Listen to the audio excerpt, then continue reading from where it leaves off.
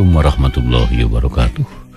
Wargi sedayana pencinta cerita Sunda tanah pidangi Sunda versi Manglina Mara sahabat di mana baik alamatna kumaha daramang dangat ieu wargi pamugi bae sehat jasmani oge sehat rohanina nya aya dina lindungan atanapi panangtayungan Allah Subhanahu wa taala. Amin ya rabbal alamin. Eta pisan dipihar pusim kuring siang kalian wargi sadayana jungantos cerita Sunda dina judul Silih Belaan karangan Kilik Sati Sumedang bagian ke-12 Kang Udin dan ya. Hanca urang katunda bagian anu ka-11 dinten kamari nyariuskeun wadi anu ngadu kaki kuncen rehna geuningan dipasangan teh teu kaluar karena kaboya ke duit teh kasanonya oge celenya nyaeta diharamkeun main dari dia. Kadang-kadang elehna sabaraha puluh kali, ratus kali, menang sakali. Nya wargi, mangga urang kawitan ieu carios. Uli jeung ngadangkeun. Ieu moal bisa ngadakwa ka Mbah Mujang.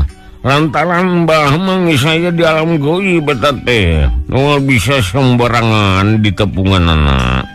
Paling oge dijugjug di kaguha susuganan bisa tepung nuhun maksud abdi ge kitu hayu ngadeheus di kaguha ki nyahug kok kirek diantur tapi kudu make sasajen meureun era linteh nyuguh bisi kasihku apa kana mah ceuk agi kuncen jiga nu sieun pisan ku Mbah teh tapi abdi teu gaduh artos ki malgi seep kanggo meser nomor ki oh nyetana naon nanti orang cobaan nih sugan nasi lah ngan omat kudu tartib sebab eta gua hati lain bejangker na eta teh ujang-ujang geus nyaksian yen bener-bener aya nu ngageugeuhna mangga ki abdi mah wadi nurutkeun lah moal kumawantun.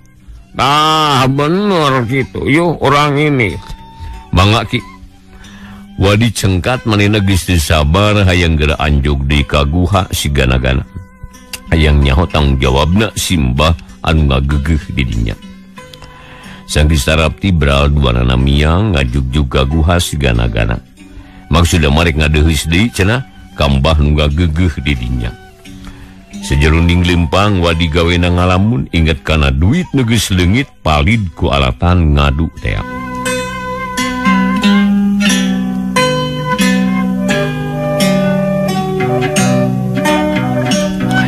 Tika catur di jalanna aki kuncen jeung wadi geus anjog kanu dijugjug harita teh kira-kira bak dasar panon poe geus ngulon cahayana teu pati panas. Manu krecet di sarada angin litiknya hiliwir nebak kana dangdaunan. Harita Salib jeung Jahidi keur sarare bari nyarande kana batu. Awakna geus leuleus deui lantaran dua poe teu manggih dahar sabab eueuh nu jarah ka dinya. Pek adieu ke sing rekep sing sopan jeung husu ngerah tujuan kaontal. Wayangan sing gede hate ulah sedih hate yang najantas kerugian ge muga-muga sing buru-buru kagantian cek agi kuncen ngababaraha teh wadi sangkan teu ngulubut mikiran duit anu leungit wadi teu nembalan gek diuk bangun lungse parona mana alum hate teu pati tegar red ka jero guha tarangna karum hatena jadi cangcaya teu boga kapercayaan anu pasti.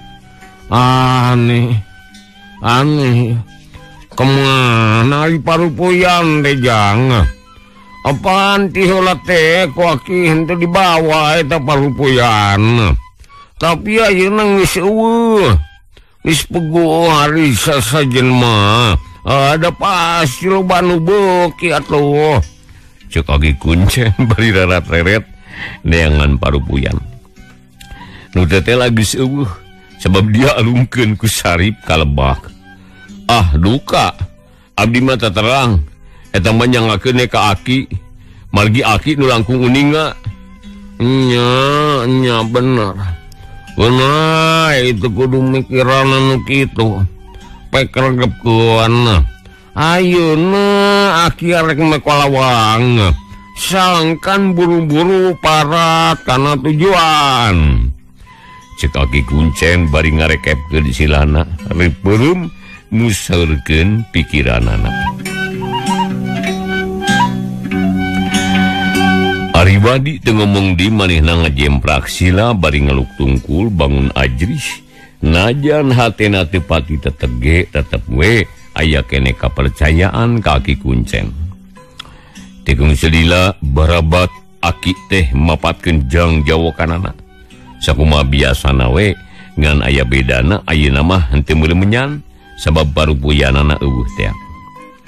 Saron babak dikadenge tarik komo ka jero guha masidik pisan. Atau nu keur tapateh pating kulisik curing hak ngadenge nu babakti. Malah Jahidi mah calenge nempokeun hayang sidik anu cacarita. Na aki-aki nu ti heula atawa lain.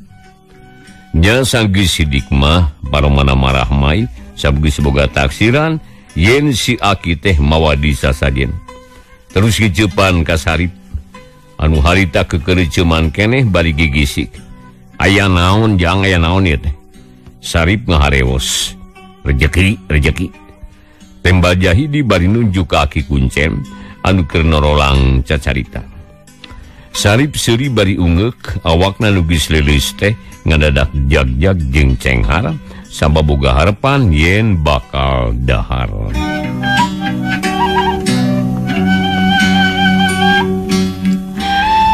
Anu keur tapangahenen ngadedengekeun anu keur cacarita. Ayeuna mah teu ngarasa aneh ngadenge kitu teh. Sabgeus lain kakara. Akhirna Aki Kuncen teh ngabudalkeun maksudna kieu pok-pokanana. Nun Mbah, yabdi ngajang deuheusan deui ka Mbah. Kawakilan ku Jang Wadi ti Bandung. Anu maksudna mah ieu teh bade nyusul deui kode ti Mbah. Nu dipasihkeun sawatara dinten kapengker. Dupi nu dimaksa teh nyuhungkeun anu jelas ulah rumuseun, ulah pikiran. Margi aya kajantenan anu mata keruaseun. Pun Wadi teh karugian anu sanes sakedik. Margi kodena ngajongklok eta teh ka laut. Aku kituna mugi we karsa maparin deui anu jetu. Ulah maparin anu samara cara nu atos satos. Segitu maksud Mbah. Cek Aki Kuncen terus beureum bari kunyam-kunyem jiga nama mapatkeun jampe nu matih meureun ngalah panejana nepi ka Mbah. Barang ngadeng kitu Sarip jeung Jahidi silideret. Duana geus bisa neguh kana naon-naon geus kajadian. Tangtu si Jaja ka anu ngaran Wadi teh eleh ngaduna sabab nomerna teu keuna. Lain kumaha jang ieu teh? Sarip ngahareos. Keun urang bere anu jeto guguring pada mal burung dipasangan. Sing alus ngomongna. Ulah jiga seorang manusia mual teu dengekeun ku Akang. Ge mal burung hade. Opek atuh. Ulah lila ame sakina tereh balik. Keun sakina sila ngomong sakali dilah. Karunya ka karajol. Jawab Jahidi baringi sediukna. Pindah ka pojok guha. Maksudna mun ngomong ngarah leuwih agem. Rek niron-niron sorajin weh cenah nu handaruan. Harita Aki Kuncen teh cengkat lalaunan. Dampalingeun direngkepkeun, benten dirangkapkeun. Terus diantelkeun kana tarang. Pokdi nyarita mani ngoncrang. Aliet anu kesangakeun. Ageung anu disuwunkeun. Pamugi karsa Mbah tiasa maparian naon-naon nu dipunuot kebon Wadi teh. Kanggo pamulang tadi mana tangtos engke bari disusukeun. Ieu tang-etang pakaulan bari syukuran suwana. Maksudna mah bade ngabakakak domba saurna teh. Asal panejana laksana heula. Mangga diantos ku Jisim Abdi naha sabaraha anu jeto aseun nyungkeun nu pasti ulah kuda kodo anu matak niur jempe deui wadi kakara ngadenge narik napas jero manehna. Tapi teu wani nyarita sebab geus mercayakeun ka Aki Kuncen teh. Nyadina aya kayan kitu. Pok Jahidi teh ngomong sorana dihaja-haja ngagerem jeung semungosom. Upet, upet, upet, upet, upet, upet. Kitu ceuk Jahidi nyebut nomor opat-opat nepi ka 3 kali. Serana daruan kawantu di jero guha. Atuh bugu harita wali jeung Aki Kuncen mani curinghak. Dak bugu geus ngadaguan teh dikeneh. Wadi colohok nutup ka jero guha. Aki Kuncen ngedepong bari pok ngomong, "Atur nuhun Mbah, nuhun katampi katada pisan. Mugi-mugi ulah ka laut deui. Hoyong kenging sakumaha anu dituju." Nuhun sakali deui atur nuhun Mbah, katampi. Sarip jeung Jahidi ampir teu kuat nahan piserieun. Ngan untung bisa kene dipangkak ku manehna. Duanana melong ka Aki Kuncen anu sakitu hormatna ka Mbah teh. "Ujang, geus aya jawaban ti Mbah. Hayu ayeuna mah urang kalemur. Urang syukuran di ditu Aki ngarasa yakin anu ieu mah moal gagal. Sabab teu kudu dirumus deui kali jerat teh masangan." Cik Aki rek nanya, "Ku Ujang kadenya atawa henteu?" "Kan tenan ka kuping mah Ki," jawab Wadi. "Sabaraha cenah?" "Opat-opat cenah Ki. Disebatkeun ugikeun ka 3 kali." "Tah, tah bener. Memang kitu 3 kali nyebutkeunana. Kade eta sing waspada jangan. Bisi ngandung siloka. Mun peuting ieu teu kaluar, pasti peuting anu kaduana. Amun anu kaduana teh kaluar kene tangtu nu katiluna. Jadi dina masanganana sing sawar ulah wakan nyalahkeun ka Mbahnya." Cik Aki Kuncen harita mapatahan bisi Wadi salah deui dina masanganana. "Kartos Ki, mangga badi diperatoskeun. Abdi sugema ali nampi nu kieu mah. Lagi moal aya basa gagal, yakin jelas bakal kenging." "Oh, syukur. Yo orang bari kaya nama." "Bangga Ki." Leo seduanana baralik limpang maningal gandeang. Lantaran tujuan geus kahontal meunang kode anu jelas nu bakal babari masanganana. Wadi regreg deui hatena sarta geus ujub cara kamari yen eta nomor bakal bijil sarta bakal jadi milik manehna.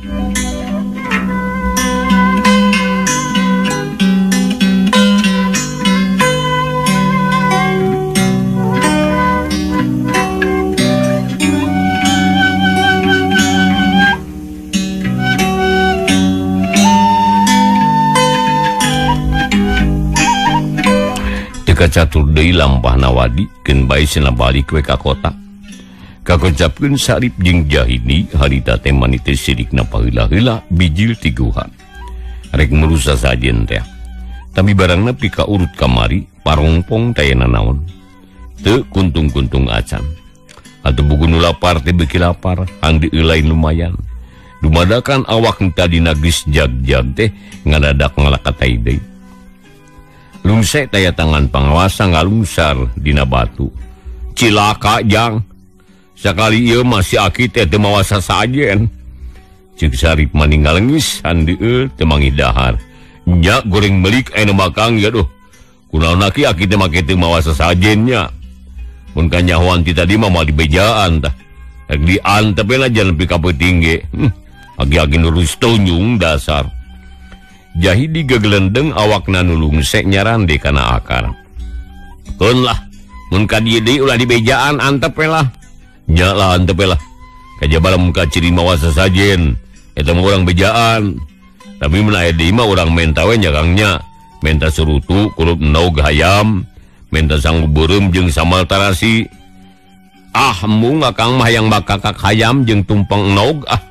Rokona keretek, nginumna limun. Anu amisna roti jeung martabak." "Nya naon lah sakahayang. Moal burung dicumponan. tapi ulah dibawa asing Kang bisi matak nambahan lapar ya urang kaguha deui urang nulikeun tapak. Cek Jahidi bari ngorondang ka jero guha sabab limpang mah teu kuat ku leuleus tuurna mani nyarocod. Aki-aki kasabalan teh nya ukur ngabibita wungkul. Mun teu lungsa diudag dipaksa sing nyekot kejo. Sarip kegelendeng keneh. Akang atuh Rusia teh ka nyahoa nari kitu makan bae lah. Ulah aral Kang, itu coba kanu keur tapa. Kitu cenah ceuk Jahidi. Sarip teu ngomong digek diuk dina urutna, ngahuleung mikiran nasib. Ari Jahidi sila tutug panonna melong ka lawang guha, kacipta keneh nu tadi pating laleos ningalkeun.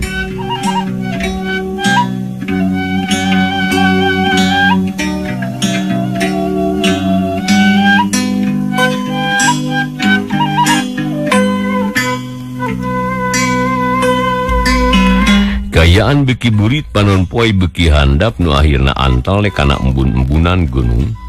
Tongere treang di sarada manuk recet patembalan jeung baturna. Jiga punten wargi jiga nuhun cewang rek ditinggalkeun ku panon poe nu ti isuk ngasuh maranehna. Rek panon poe surup. Tekung selila disusul ku hibarna cahaya layung. Rupana koneng semu beureum. Ngahibaran pagunungan jeung tatangkalan. Sesa mega anu ngayang di langit robah rupa jadi koneng umyang lir emas sinangling.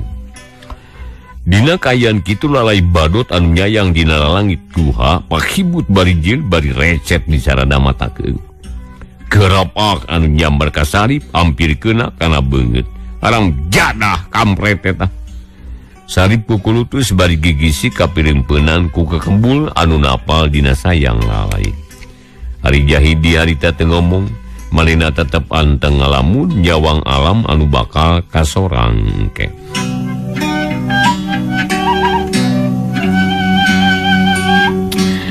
Rebeting cahaya layung pareum hawa robah jadi tiis.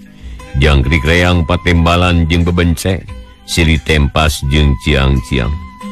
Sakapeung kadenge sora heulang hingkik nu disada, mata keueung jeung lalawang, matak tebetah cicing di dinya teh. Kang, kumaha kira-kirana pagawean urang teh teh? Na bakal hasil eta moal teh. Aduh, sabab gogoda anu katarima can anu berat nih. Sasatna mah karak anu datang tina diri urang sorangan. Cik Jahidi mimiti deui nyarita sabab boga anggapan yen tapana asa teu aya hartina.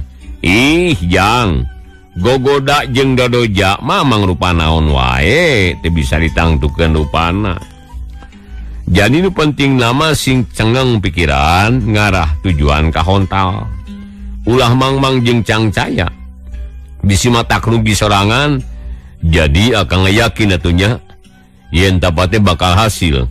Lain yakin bakal hasil ngan usaha urang kudu parat nepi kana wates nu ditangtukeun. Apana ayeuna mah tengahna ge acan, nabat geus pondok harapan ulah kitu mah tak rugi eta teh. Jahidi umbut-umbutan ngarti kana omongan Sarip, ari kayaan di guha beuki poek bae mun ngutakeun curug teh teka tempo. Rametuk mimiti napu, reungit rame barang ngeong nyalambaran beungeut.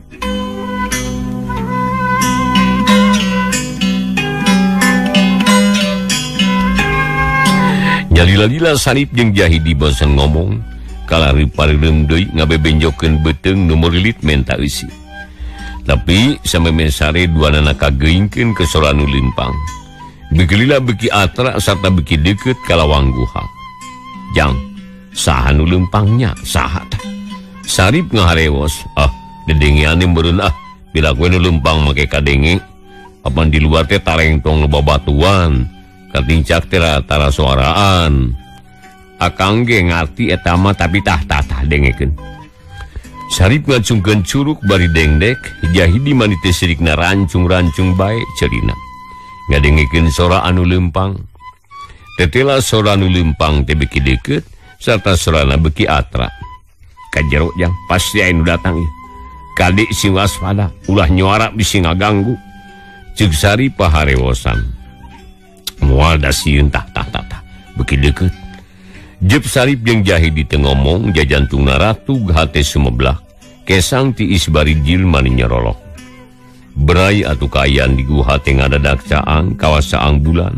Atuh bugu nuduaan mani colohok teu percaya kana tetampoanana. Barang ret kasih si guha beula kenca, duanana ngajenghok, sabab dinya geus nyampake jeung makhluk pendek gede, ari hulu leutik sukuna jiga entog pondok jeung jejeberan deui. Kakang, itu naon? Cik Jahidi bari ngarontok ka Sarip. Sieun nempo makhluk aneh nu kucap kiceup dikasieun. Cicing jang eta teh nu ngageugeuh di dieu. Tapi sieun Kang. Cicing ulah usik. Bisi nyampeurkeun aduh ulah kieu atuh getek. Eta ulah nyekel parabot akang di atuh. Cik Sarip bari gutak-gitak. Sebab Jahidi ngarangku dengan ngopepang kamana bae. Wok.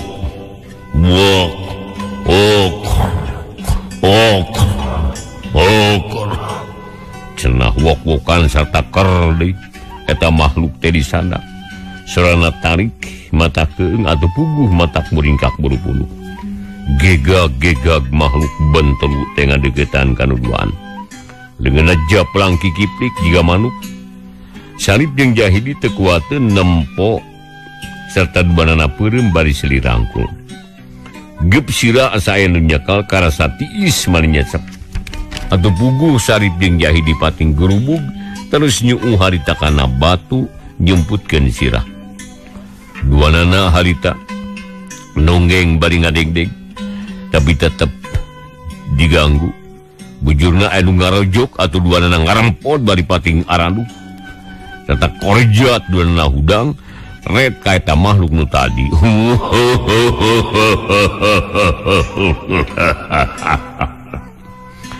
Eta makhluk seuri mani cawawa. Panon anu herang bubulilakan Sarip jeung Jahidi ngadegdeg. Bulu punduk beuki muriding sakujur awak asa paranas tiris. Ampun. Sarip ampun-ampunan bari mulungkut. Cakakak jin teh seri deui bari seuri awakna ngagedean beuteung nambalendung jiga balon anu dikompak. Akhirna huluna ngaju kana langit guha. Beuteungna kembung minuhan guha. Lempok kajadian kitu Sarip jeung Jahidi mepet ka sisi sieun kasadekeun ku beuteung jin. Geduk bujur Sarip kana batu. Ari beuteung jin beuki ngadeuketan. Nu akhirna ngarungkupan nu duaan. Beuki nyadekeun nepi ka eungap. Nyalila-lila Sarip jeung Jahidi teu tahan, lengerek duanana kapaehan.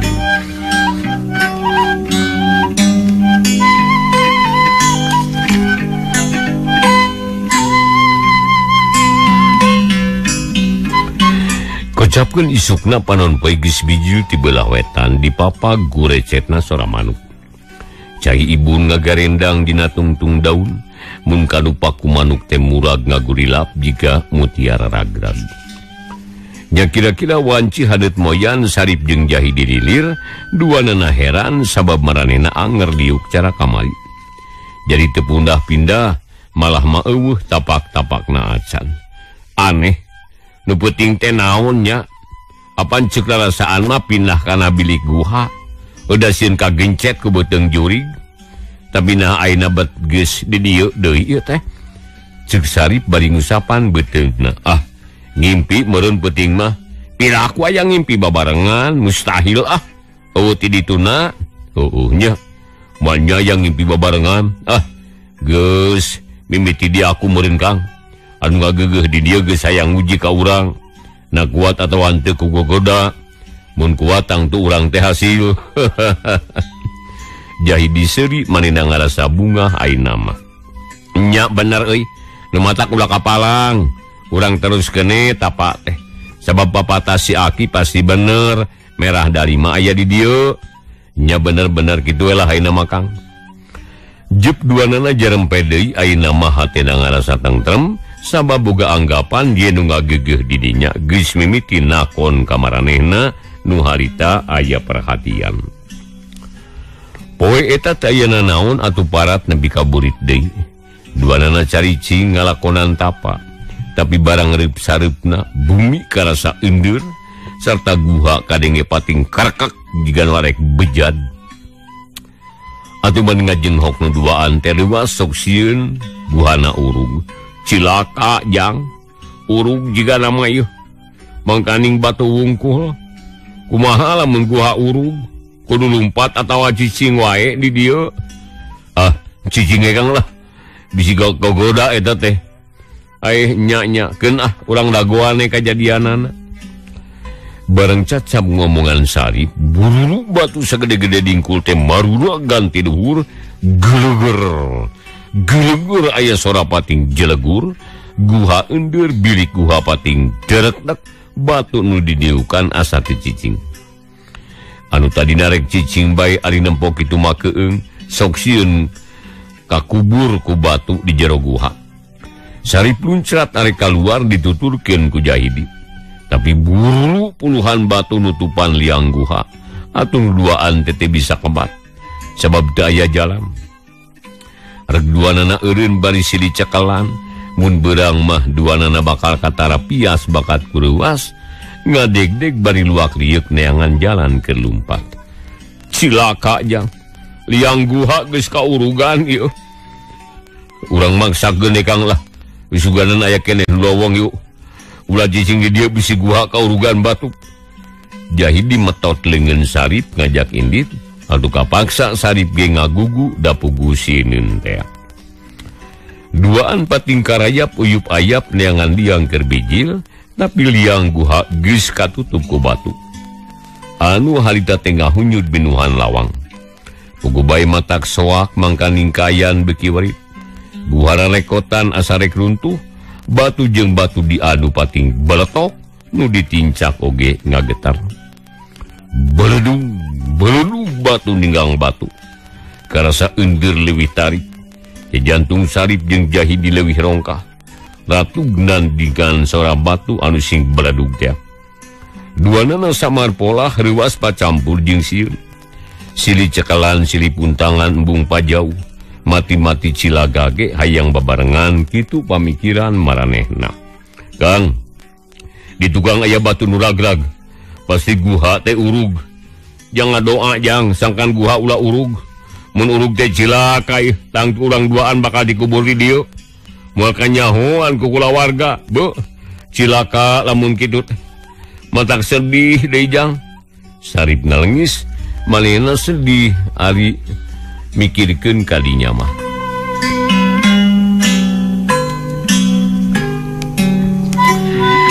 Kocapkeun isukna duanana tingkul isik-usik gigisik bari rarat-reret palahak polohok jiga hayam panyambungan. Sanggeus sadalila duanana sadar yen maranehna teh tetep keneh aya di jero guha. Red harita kalawang molongpong cara kamari, red ka tengah eueuh batu nu obah. Red di kana lalangit tetep taya robahna sayang kapinis jeung lalai teh anger geuning. Aih, na aing teh ngimpi atawa kumaha? Cik pikiran jang, ieu teh naon hatina ieu? Ari urang geus paeh atawa acan ieu teh? Ceuk Sarip bari ngajogo nang ketuur panonna melong kalawang guha. Hirup keneh Kang, sabkayan di dieu anger cara kamari. Jika nama guha anu urug teh ngan rasaan urang ungkul. Da mustahil ari balik di kaurut mah. Da teu kaharti ku akal. Nya bener. Jigana ieu mah gogoda ieu. Keun urang tuluykeun tabat teh sugane aya hasilna. Duanana teu panjang cumarita lantaran kurang tanaga. Keur ngomong ge asa eueuh tanaga. Kayan Sarip jeung Jahidi ka cidarobahna. Beungeut kanyos jeung sepa, dada kuru igaragas kawas gambang, buuk jabrig kumis rogok, panon ge mani carelong.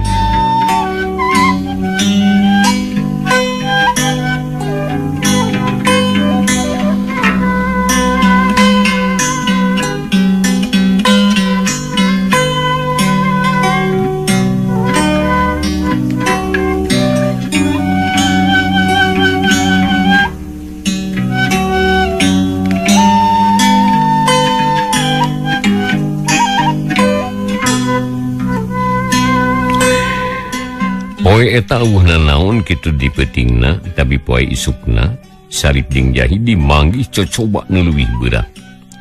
Sabab ieu mah lain rasaan, lain ngan sakadar impian tapi bener-bener kanyataan. Ari nu jadi sababna, Aki Kuncen jeung Wadi datang deui. Datangna kadinya lain rek jarah, lain rek masang sasajen, oge lain arek menta nomor.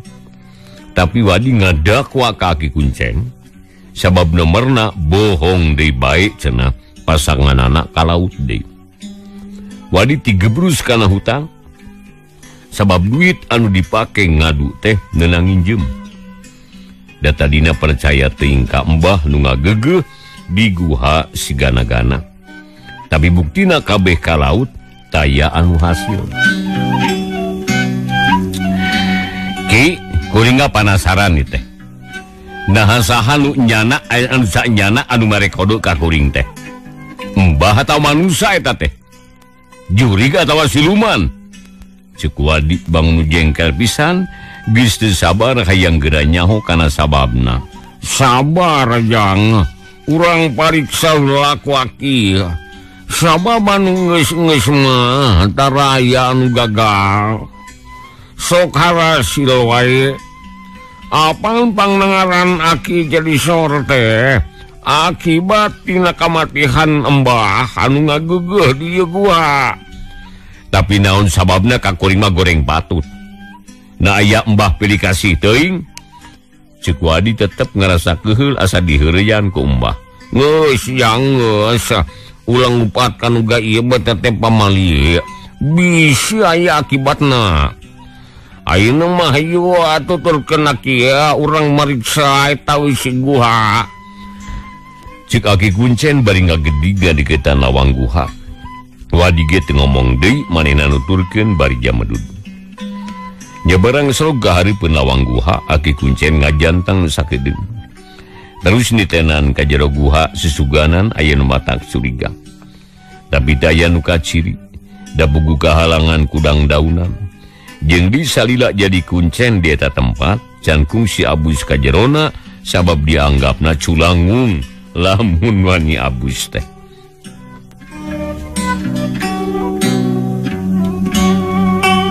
Rek dikumahakeun Mbah teh kita, ceuk Wadi. Is, moal dikukumah. Sabab Aki mah teu wani ari ka Mbah mah. Anu rek dipariksa ku Aki mah lain Mbah tapi guha. Bisi aya nu ngotoran atawa nu ngagamahan. Nu akibatna Mbah jadi pundung atawa bendu. Cicieng jangan cicieng ulah pipiluan. Ceuk Aki Kuncen bari terus nyokot batu sagede peureup. Terus dijampean manilila. Geus kitu buluwar dibaledogkeun ka jero guha, belum terang ninggang batu sejen jep. Teu kadengenan naon. Harita Sarip jeung Jahidi curinghak, tapi manehanana teu loba carita. Malah mah teu obah tina diukna. Duanana silih pelong, silih kiceupan, sarta masing-masing hatena ngarasa reuas. Ari Aki Kuncen harita teh kop dinyokot batu nu leuwih gede. Tuluy dijampean cara tadi, hiu buluwar dibaledogkeun ka jero guha teh. Buludog batu pamaledog teh kana batu nu aya di gigireun Sarip. Nya boga bae Sarip mending ngajenghok bakat kuruas. Red kana urutna batu anu bocok jiga tapak martil. Aduh, naon ieu teh jang ieu? Ceuk Sarip bari ngiser diukna, bisi aya di nu maledog. Jahidi tenembalan harita ukur molohok kana tapak batu, ja jantungna ratug hatena pating seredet jeung sieun deui. Buludoang sakala di aya nu maledog, malah waktosna wargi selena teh kapan. Lubina dipungkas dicekapunikeun ka dieu heula carita Sunda dina judul Silih Belaan karangan Kilik Sati Sumedang bagian nu ka-12. Pamugi carita Sunda tiasa katampi kalian kebingahan, insyaallah Silih Belaan bagian anu ka-13 enjing na waktu sami pamugi urang sadaya tiasa ditepang dangkeun deui. Simkuring lumancen Mang Dina Marang ngahaturkeun nuhun ku para sanana wilujeng baturai. Wassalamualaikum warahmatullahi wabarakatuh.